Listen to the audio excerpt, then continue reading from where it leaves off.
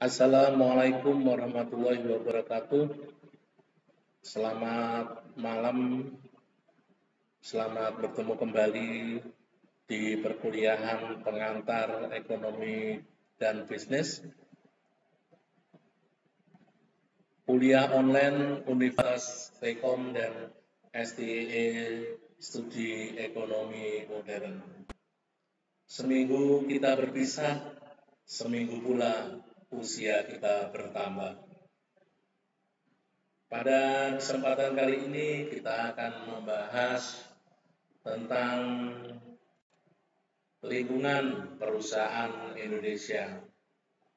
Tapi sebelum kita memulai perkuliahan, marilah kita berdoa semoga perkuliahan pada malam hari ini diberikan kelancaran.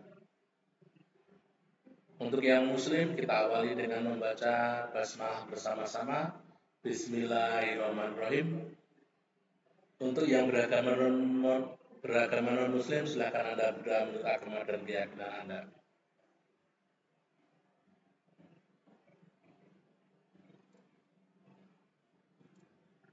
Oke, terima kasih.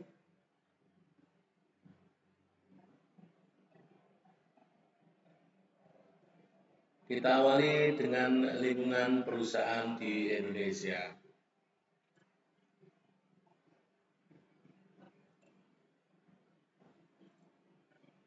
Tujuan pembelajaran perkuliahan pada malam hari ini adalah setelah mengikuti perkuliahan ini, diharapkan mahasiswa mampu untuk memahami pengertian dan peran lingkungan perusahaan dalam penciptaan nilai barang dan jasa.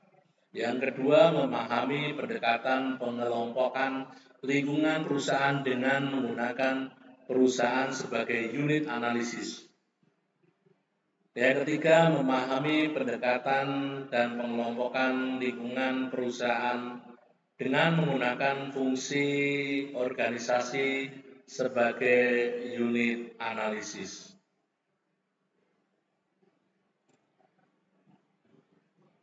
Kita awali perkuliahan pada malam hari ini dengan pengertian dan peran lingkungan perusahaan dalam penciptaan nilai barang dan jasa.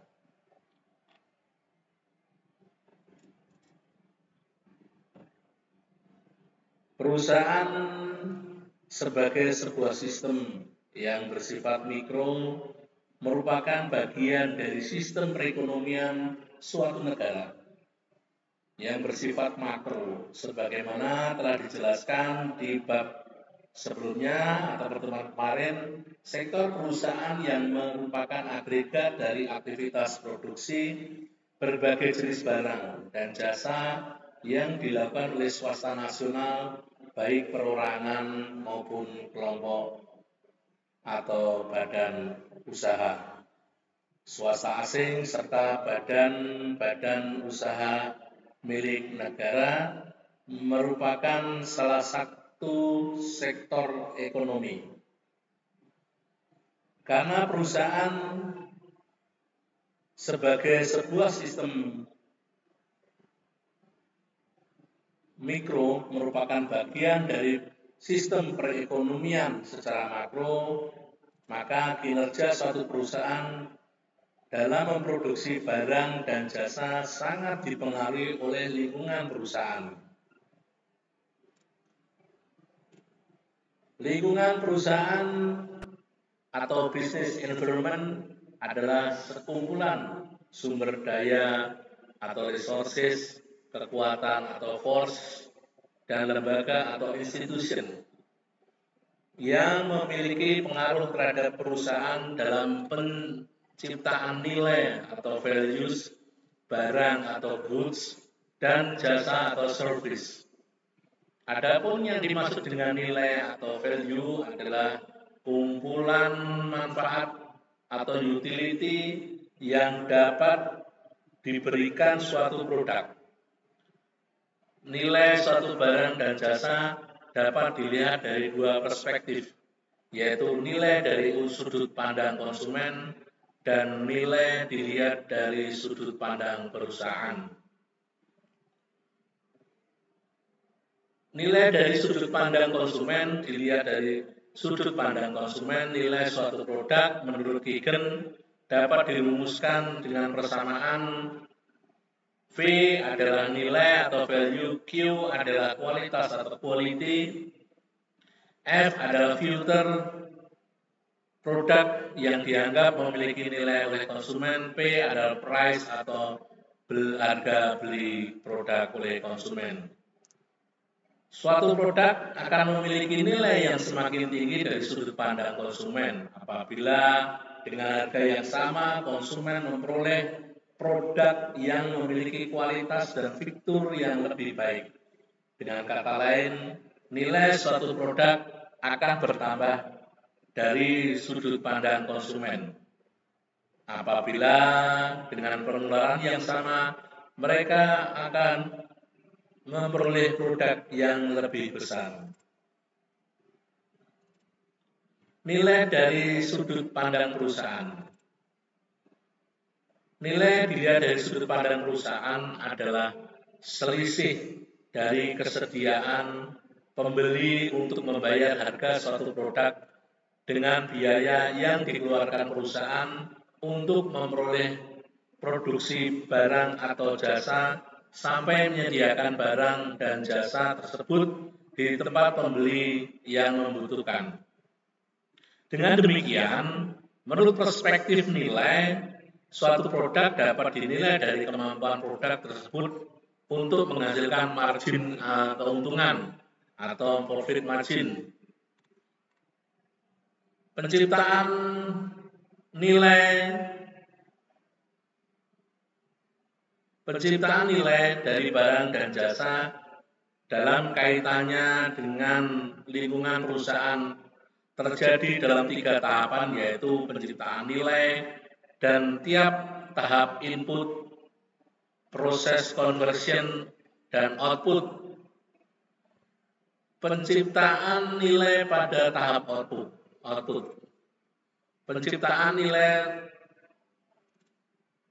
pada tahap input. Bagian input organisasi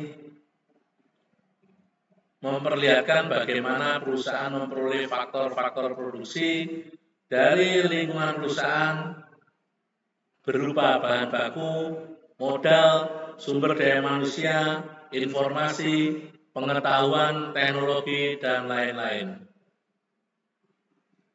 Cara perusahaan memilih dan memperoleh input yang diperlukan untuk menghasilkan barang dan jasa akan sangat menentukan berapa besar nilai atau value yang dapat diciptakan oleh perusahaan pada tahap ini atau input state. Sebagai contoh, apabila terdapat 2 pabrik mie instan yang saling bersaing, di mana salah satu pabrik tersebut memperoleh bahan baku terigu dengan kualitas yang sama tetapi harganya lebih murah, maka akan dapat dipastikan bahwa dalam jangka panjang perusahaan ini akan memperoleh harga terigu yang lebih murah tersebut akan memiliki keunggulan kompetitif advance dibanding pabrik mie instan pesaingnya.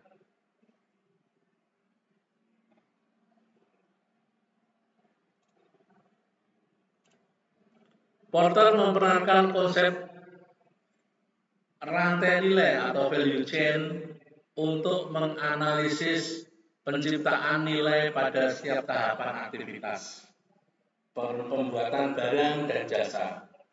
Di dalam konsep ini, aktivitas perusahaan dibagi-bagi menjadi berbagai aktivis yang secara strategis dianggap relevan untuk dapat mengetahui biaya yang timbul pada setiap tahapan aktivitas dan mengetahui berbagai kemungkinan yang dapat diperoleh perusahaan untuk melakukan diferensiasi pada setiap tahap aktivitas.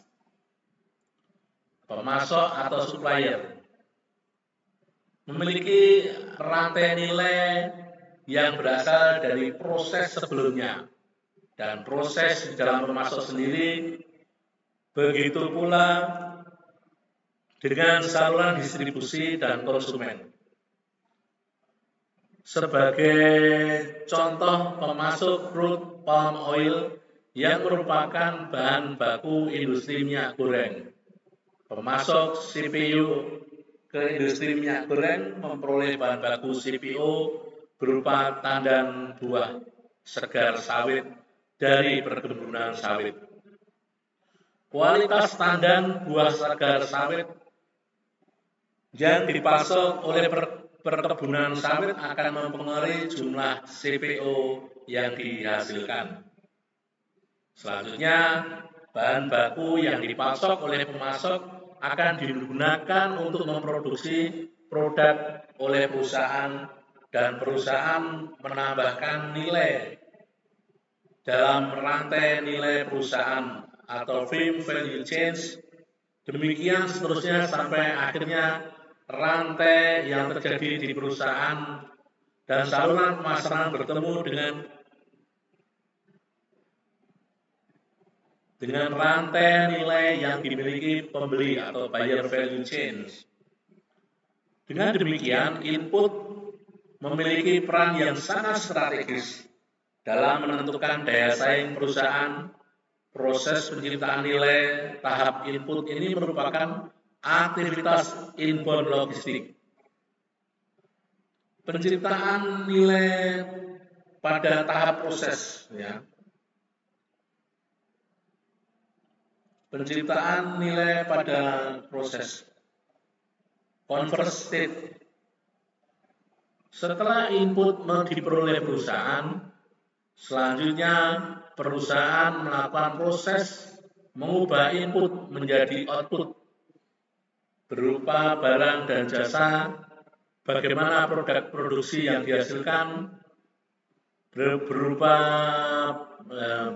berapa besar biaya yang diperlukan untuk memproduksi suatu produk, keunggulan apa yang dimiliki produk perusahaan dibandingkan produk pesaing yang Eropa yang sangat ditentukan oleh proses penciptaan nilai pada tahap konversi, conversion state, dan atau tahap aktivitas operation dalam model Porter.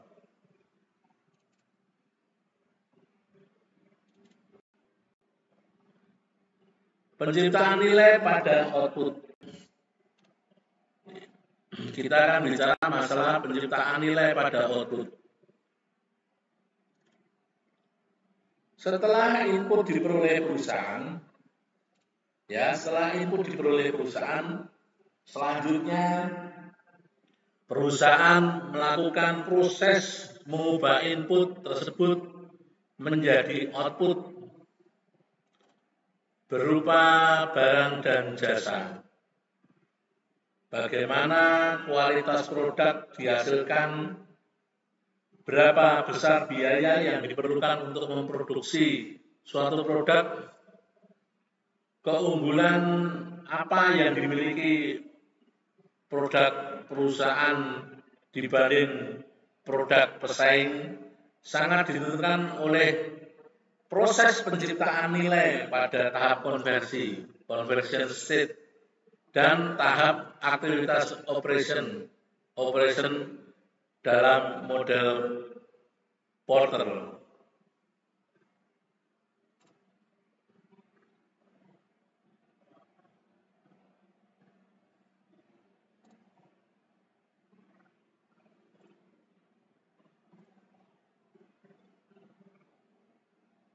Penciptaan nilai pada tahap output. Setelah produk dihasilkan oleh perusahaan, selanjutnya perusahaan dihadapkan pada penciptaan nilai tahap kerja, yaitu melakukan distribusi produk dan layanan kepada konsumen. Berbagai layanan yang diberikan perusahaan seperti layanan rumah jual, atau after sale service atau pengiriman barang yang tepat waktu dapat menciptakan nilai bagi konsumen atau pelanggan.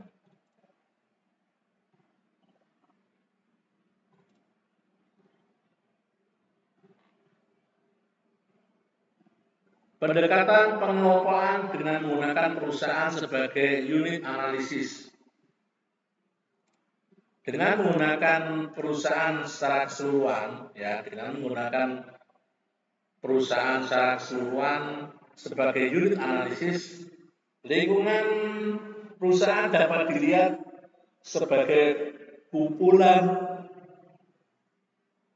sumber daya, kekuatan, dan lembaga yang akan memperoleh kinerja perusahaan secara keseluruhan atau company as a whole.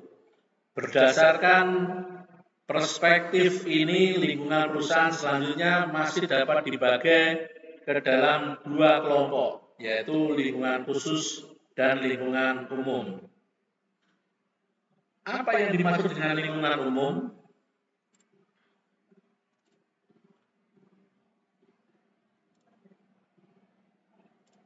Lingkungan umum, apa yang dimaksud dengan lingkungan khusus perusahaan? Ya. Apa yang dimaksud dengan lingkungan khusus perusahaan?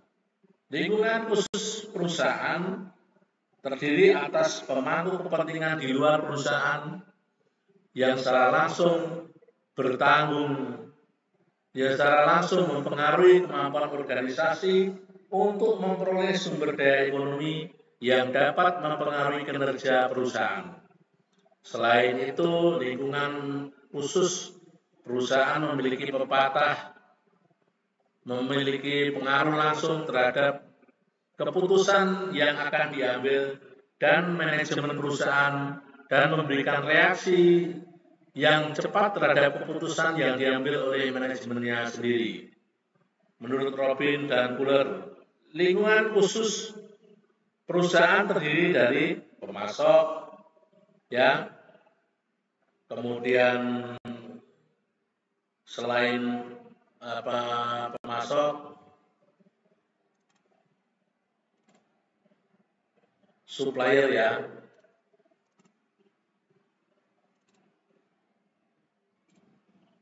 Pemasok atau supplier, kualitas dan harga bahan baku yang disediakan pemasok sangat mempengaruhi kinerja perusahaan. Karena kualitas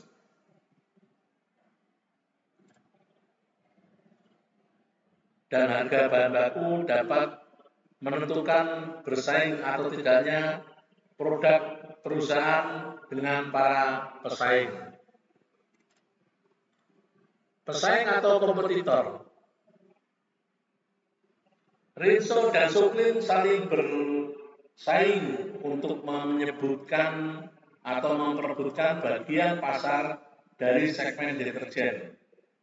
Selain pesaing yang berasal dari perusahaan yang memproduksi produk yang sama, pesaing dapat pula berasal dari perusahaan yang memproduksi produk substitusi, yaitu produk yang memiliki bentuk fisik berlainan dengan produk perusahaan, tetapi memiliki fungsi yang sama. Misalnya pada saat harga tiket pesawat terbang Jakarta-Padang mengalami penurunan harga yang sangat besar dan tidak terlalu jauh dengan transportasi darat, maka hal tersebut akan mendorong konsumen untuk memilih transportasi pesawat atau alih-alih naik bus. Bagaimana pesaing atau kompetitor memiliki pengaruh terhadap kemampuan perusahaan untuk memperoleh sumber daya ekonomi, khususnya laba.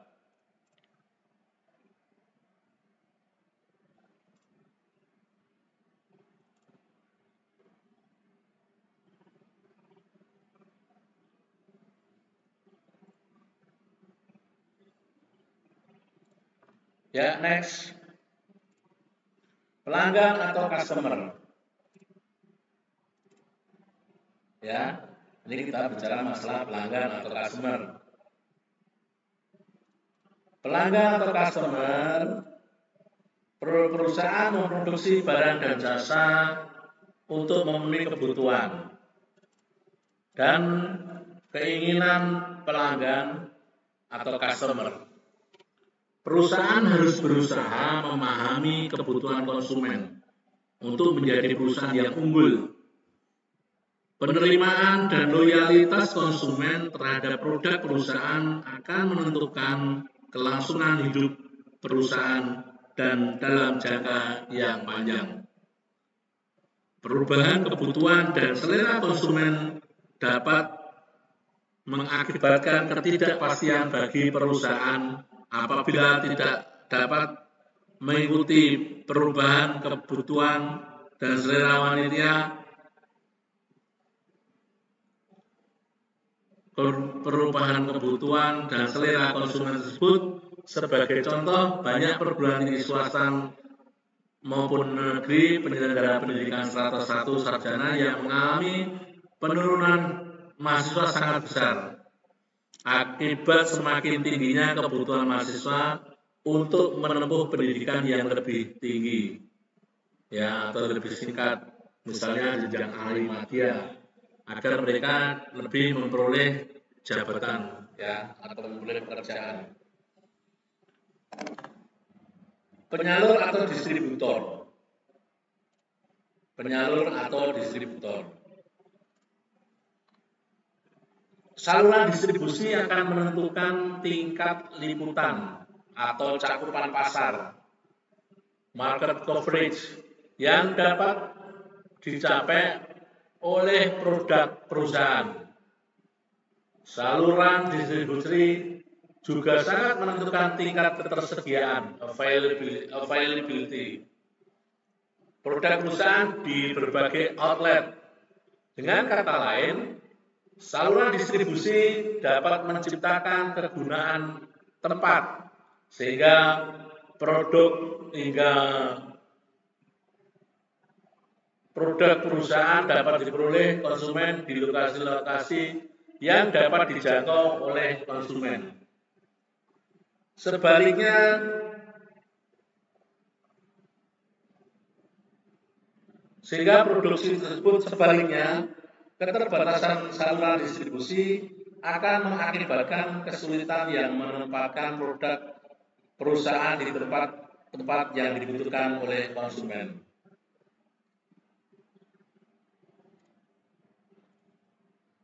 Kelompok penekan atau pressure group, ya.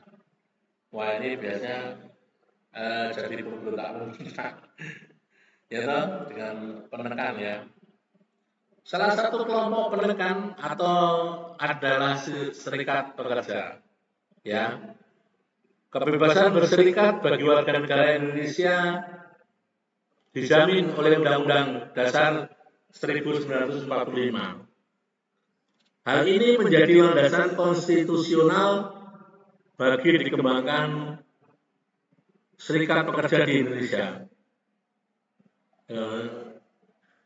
Serikat pekerja memberikan tekanan terhadap kebijakan perusahaan yang bertentangan dengan kepentingan para pekerja. Pada saat membuat keputusan yang tepat dapat memiliki dampak terhadap para karyawan. Perusahaan harus memperhatikan reaksi yang akan diberikan pada serikat pekerja. Sebagai wakil dari serikat pekerja dapat memperjuangkan atau memperoleh hak-hak normatif yang harus diperoleh tenaga kerja sesuai dengan tenaga kerja dan aturan-aturan dari pemerintah yang berlaku. Next adalah kita bicara masalah kreditor.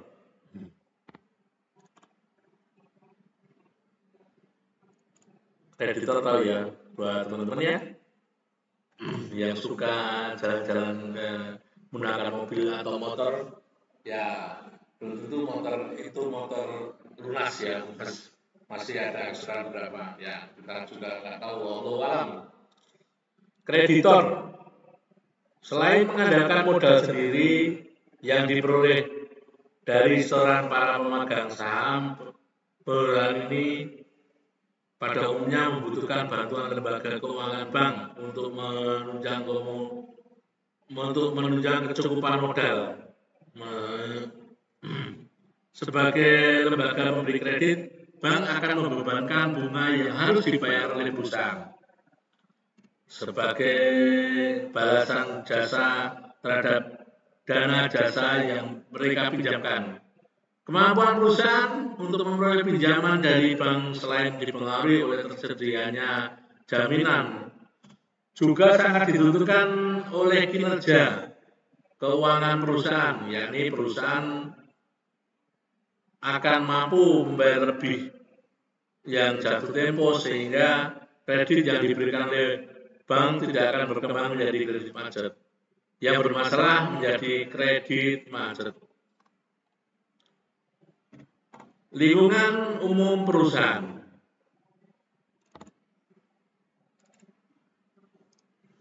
Lingkungan umum perusahaan terdiri dari berbagai kekuatan, ya. Ada force yang akan mengambil keputusan perusahaan secara umum dan mempengaruhi kemampuan perusahaan tersebut untuk memperoleh sumber daya ekonomi. Pengertian dari mempengaruhi perusahaan secara umum adalah bahwa pengaruh kekuatan ekonomi atau economic force, kekuatan ekonomi memiliki pengaruh makro terhadap kinerja perusahaan yang ada di Indonesia secara keseluruhan. Sebagai contoh, krisis ekonomi yang terjadi di 98 telah mengakibatkan ambruknya ekonomi Indonesia disertai dengan kebangkrutan perusahaan dan pensiunan lapangan kerja atau pensiun di lapangan kerja, ya.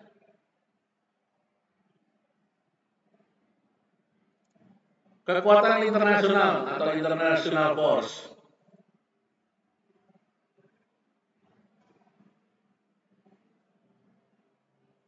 Kekuatan internasional atau international force. Sebagai sistem perekonomian yang terbuka, sistem ekonomi Indonesia sangat dipengaruhi oleh situasi ekonomi dan pandangan internasional. Dengan semakin terintegrasinya ekonomi dunia, maka gejolak ekonomi di suatu negara industri maju dapat memiliki dampak yang sangat cepat terhadap negara lainnya. Kekuatan demokrasi dan budaya atau demographic and culture force, perubahan budaya dan dimensi kependudukan seperti pendidikan, pekerjaan, ukuran keluarga, agama, gender, dan juga perbedaan kohort atau generasi telah mengakibatkan perubahan pada selera dan nilai-nilai yang dianut konsumen. Kekuatan politik atau politik force. Pemerintah mengakui lingkungan bisnis secara umum melalui pemberlakuan undang-undang dan peraturan-peraturan. Dalam hal ini, yang dimaksud dengan pemerintah terutama sebagai lembaga eksekutif, presiden, para menteri, atau pejabat setingkat menteri, kepala daerah, baik kepala daerah tingkat provinsi maupun kepala daerah kota atau kabupaten, serta lembaga legislatif baik Dewan Perwakilan Rakyat maupun Dewan Perwakilan Rakyat Daerah. Ya, jadi kekuatan politik ini kalau di Indonesia itu sangat mewarnai perekonomian di Indonesia. Ketika kondisi politiknya suram, maka perekonomian di Indonesia juga akan suram. Ketika politiknya itu adem ayem, maka perekonomian Indonesia juga akan adem ayem, bahkan cenderung meningkat. Contoh pada kesempatan ini, ya, pada saat ini di mana kita sudah hampir 2 tahun, ya, hampir 2 tahun terserang pandemi Corona atau COVID-19, luar biasa. COVID-19 ini menggerogoti tidak hanya secara ekonomi, ya, menggerogoti nyawa warga negara Indonesia. Berapa banyak tenaga kesehatan yang sudah meninggal? Berapa banyak warga yang sudah meninggal karena corona? Berapa banyak dokter-dokter yang meninggal karena corona? Indonesia masih kekurangan dokter, tetapi ternyata dengan wabah pandemik ini banyak dokter yang harus meregang nyawanya. Kemudian kita bisa melihat bagaimana kekuatan politik ini juga kadang membuat pemerintah itu menjadi kebingungan. Apa yang harus diputuskan dalam sebuah sebuah kejadian? Karena apabila presiden itu salah melangkah atau pemerintah salah melangkah, maka akan berhadapan dengan vokalis-vokalis handal di Senayan ya. Kita di sini bicara masalah lingkungan pasar ya. Lingkungan pasar atau market environment mencakup interaksi antara perusahaan dan dengan berbagai pihak yang terjadi melalui mekanisme pasar atau berbagai persetujuan tertentu antara perusahaan dengan pihak-pihak tersebut, misalnya kontrak penjualan antara penjual dan pembeli. Di Indonesia, pasar ini kan luar biasa. Di samping sebagai interaksi jual beli, ya, pasar juga menjadi interaksi tali silaturahmi.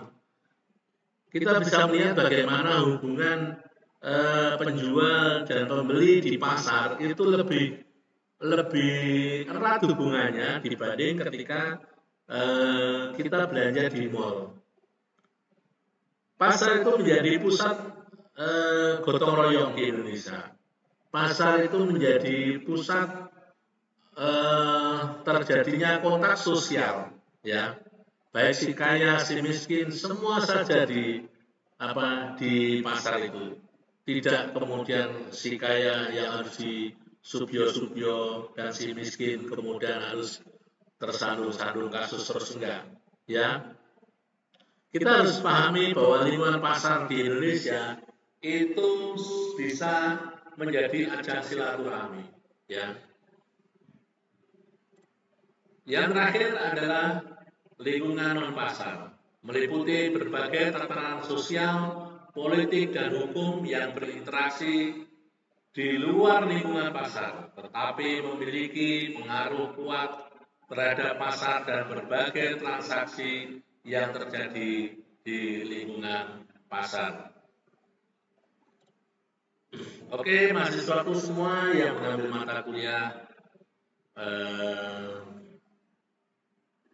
mata kuliah pengantar bisnis, terima kasih sudah mengikuti perkuliahan saya dari awal sampai akhir.